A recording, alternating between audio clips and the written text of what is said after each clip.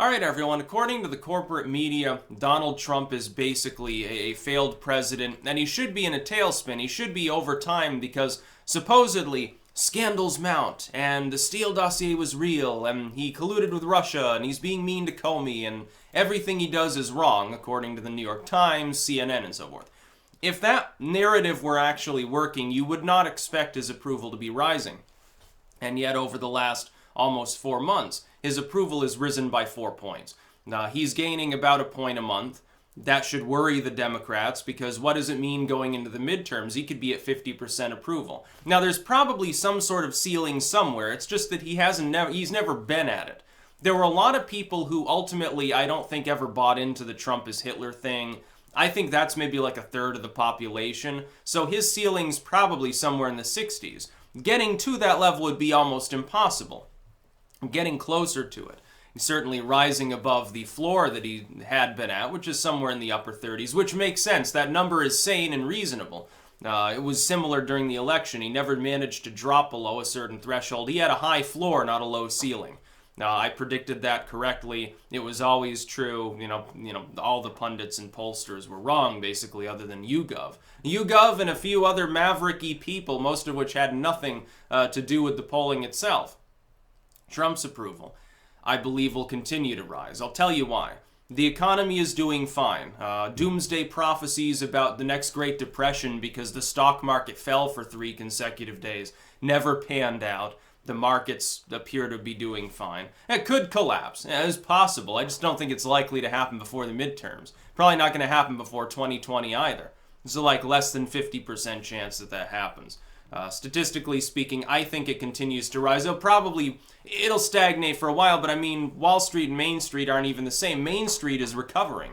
Main Street is, hey, there's higher consumer confidence. Businesses know that next year they're going to be paying a lot less. Small businesses, entrepreneurs. I would be lying if I said I wasn't willing to invest more money and buy more things because I knew I was going to owe less in taxes on a similar amount next year. Now, of course, I'll probably end up paying about the same because my income continues to rise. But I mean, overall, I'll be doing better. The total that I would otherwise owe would be thousands of extra dollars. Trump is saving me. The mandate's gone. Several of the brackets moved by a point or two. That's a big savings. It's thousands of dollars. And businesses know that too, so people are willing to invest a bit more. That grows the economy. Wages are rising. Unemployment is remaining at a fairly stable and also relatively low level. We got to understand the unemployment rate in the United States was twice what it is now back in like 2008, 2009. The Obama recovery did exist, but it involved a lot of low-wage jobs in the coastal regions mostly. By the way, I've actually seen people on the left saying exactly that about Trump's job creation. Oh, this is mostly low-wage jobs. In other words, you're saying what you never admitted to for 8 years. Yes, a lot of them are low-wage. The difference is fewer of them, respectively, are low-wage at this point. There are more middle-class, like factory jobs coming back.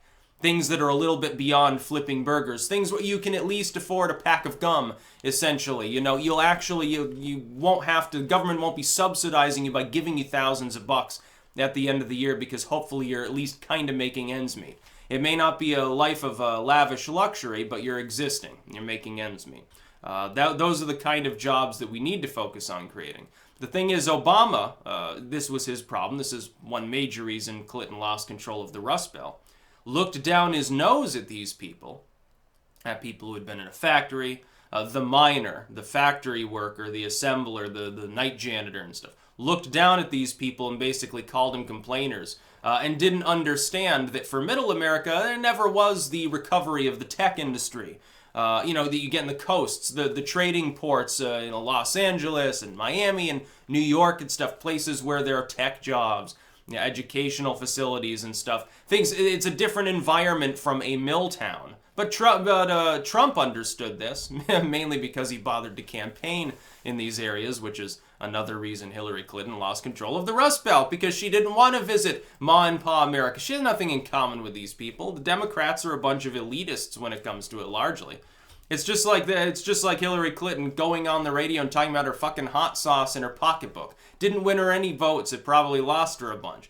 But the aggregated approval for Trump does matter. Going into the midterms, a lot of Democrats who are vulnerable, they're in Trump districts, districts that went for Trump, in which they're hoping his approval is overall very low. Because otherwise the Republicans will come in, Trump will come in and say, hey, you voted for me before, I'm swinging my support behind this candidate, nobody's perfect, but give him a vote, we gotta hold the House and Senate. That will work if Trump's approval is high enough, especially within those regions where it was already demonstrably higher. He only needs a few more points before most of those will be immune to flipping blue. There will be no blue wave. At this point, it would take an actual scandal. Like Comey would have to have actual dirt. Mueller would have to come out and say, okay, we can prove that he colluded with Russia. Something monumental would have to happen, in my opinion, for his approval to dip back below 40. And even at that level, it's certainly survivable for the Republicans, at least in the Senate, as far as the House. I think there's a declining possibility of actually having a blue wave. Because Trump is largely rising in popularity up towards the mid or upper 40s that he would be at, all things else remaining the same, simply based on the economy doing well. Having an economic recovery is a good thing. By the way, there's new news. North and South Korea are going to hold joint talks, and they may end up finally ending their war there. Trump would get to take some credit for that. He'd say, hey, someone has to be the bad cop. Look, we backed him into a corner. Now hopefully war can be avoided. Peace in our time. That will work. The Syria strikes. Now, I oppose the Syria strike, but hitting Syria and using the chemical gas statements to justify is popular. Yeah, it's popular to call that not actually an act of war. I think that's bullshit, but most of the American public disagrees with me.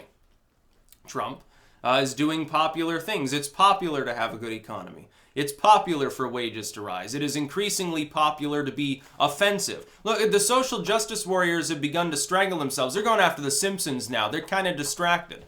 It's no longer working. The left's social haranguing has fallen apart completely. Now their narrative is collapsing. The corporate media's narrative is collapsing. How many fewer viewers will be on the cable TV shows come the midterms as opposed to now? It'll be potentially hundreds of thousands of voters that have switched to getting their news online from sources that generally, as a rule, as an aggregate, are less unfriendly and biased towards Trump. Absolutely. So it's good for him too. He needs to make sure to defend free speech on the net, though. Because otherwise, there would come a time he has to come pay the piper. There would come a time in which YouTubers will say, hey Trump, remember when we gave you a second term? Yet now we want a little bit of payback. Net neutrality be damned. I think we need social media neutrality at this point. That'd be a funny battle to wage. But Trump's approval has been rising. If the narrative by the corporate media were working, that wouldn't be happening. At the best, he would be stagnant. He'd be around 38 to 40. But he's above that. He's above 42 now, rising up. At this general trend, again, would be above 45, certainly by midterm time. That's probably, the cutoff point is probably 45. If Trump can get above 45% approval, which means the Republicans are fully on board, the center right is largely on board, some of the independents are on board, that's a coalition you can win with. Because the Democrats are mainly, they're defending 2-1 over the Republicans, which means they have to spend more just to have a decent result, which is they don't lose a bunch of seats, at least in the Senate. They have to defend a bunch of seats. They're broke. The Republicans are wash with funds. They've got a president, a leader of the party, who can easily liquidate a skyscraper and fund a dozen campaigns himself, too.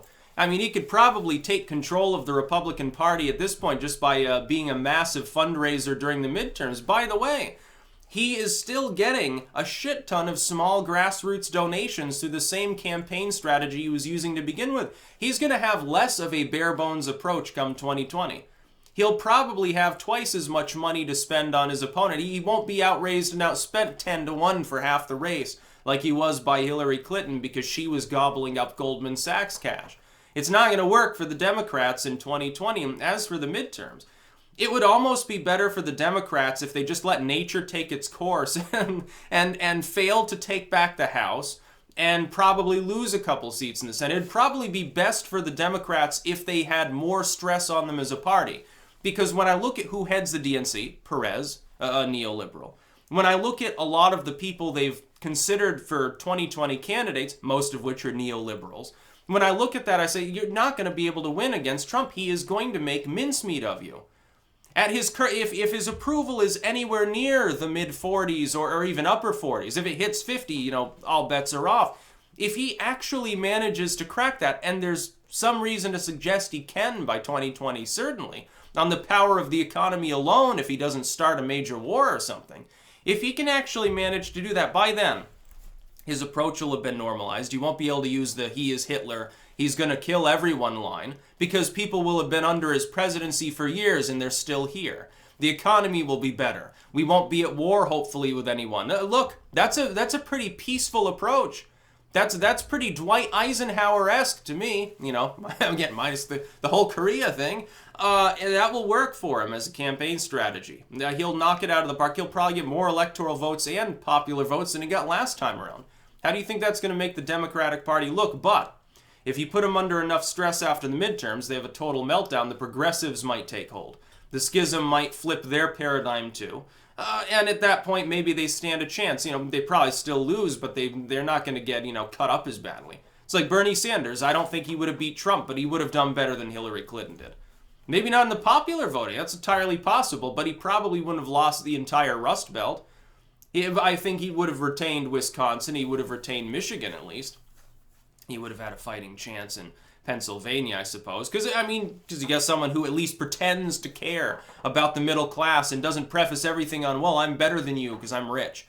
It's basically what Hillary Clinton did. The Democrats should probably hope to do bad in the midterms, ironically enough. And it looks more and more like that'll happen. It looks more, they'll lose support in this. How does, Donald Trump is Hitler, but we lost support of an extra couple of Senate seats. Then they'll have to come out with an excuse. Oh, well, we were on the defense the whole time.